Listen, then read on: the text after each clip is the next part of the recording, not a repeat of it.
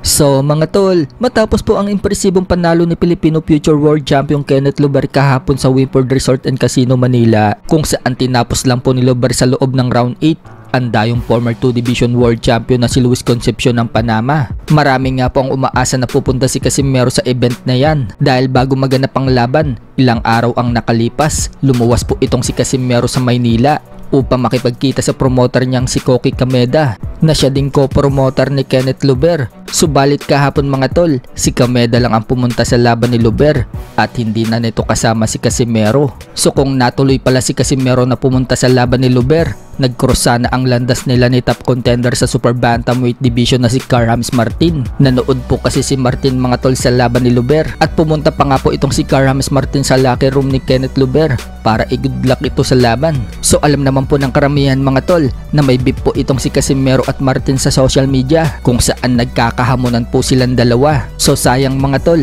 hindi nakapunta si Casimero. Maganda sana kung sa personal sila magkahamunan. Pero may mga nagsasabi mga tol na kaya daw hindi pumunta ang Casimero brothers sa laban ni Luber. Marami daw kasi itong iniiwasan sa venue na mga kaaway nila. Speaking of pagkikita po ni Casimero at Koki Kameda sa isang dinner meeting, matatandaan na sinabi po dyan ni Koki Kameda mga tol, nag-usap daw sila ni Casimero para sa future strategy at abangan daw natin ang mga ilang exciting announcement kay Casimero. Bukod pala dyan mga tol, nag-post din pala sa story itong si Koki Kameda. Sinabi ni Koki Kameda, gaya daw ng inaasahan ng isang world champion, si Casimero, meron daw itong high level of professionalism. Hindi lang yan mga tol, napag-usapan din ni Koki Kameda si Casimero sa YouTube channel nito. Akala daw niya napakaseryoso ni Casimero sa personal at mukhang malayo daw ito sa pagiging karakter ni Casimero na bad boy. Pinag-iisipan din daw ni Casimero yung mga bagay-bagay. Ika pa nga ni Koki Kameda, hindi ka daw magiging 3-weight division world champion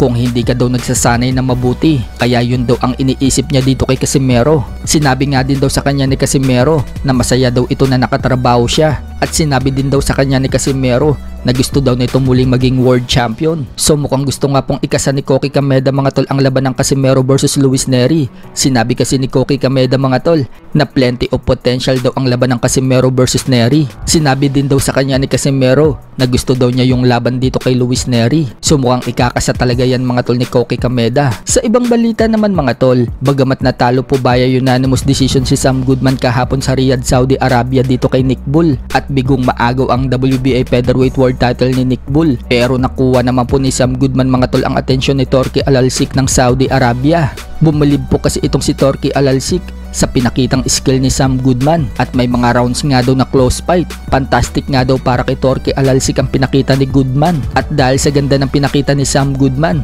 gusto ni Turki Alalsik na bigyan pa ng maraming laban si Sam Goodman sa future Riyadh season at ring magazine cards.